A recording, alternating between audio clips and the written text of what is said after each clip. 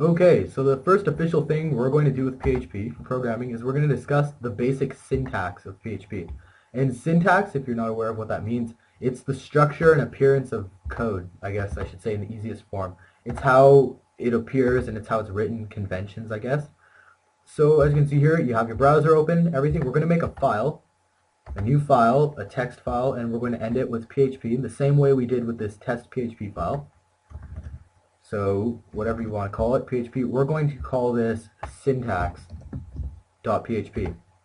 And yes, you'd like to change it. Now we're going to open this up and we're going to explain how PHP syntax works. The basic thing I'm going to go over to start is the tags. Now, PHP code on a site, how is your browser going to know that you're running PHP, right? How does a browser know it's supposed to read PHP more specifically?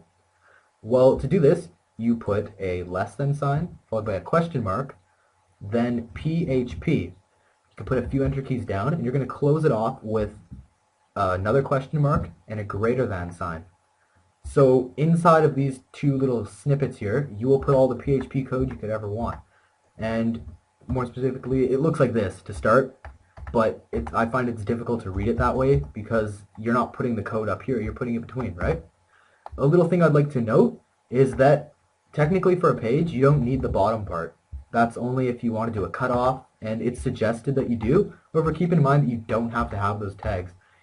I'll explain why you could do that and why it's important and the options you have, but that's all you need to know for now. So all you need to know is you have the question marks, you have this little blurb, this is your tag. It's the same way that in HTML you have HTML and you'd end it with HTML, right, with the slash. PHP is the same thing. Just picture this to be the opening tag and this to be the closing tag.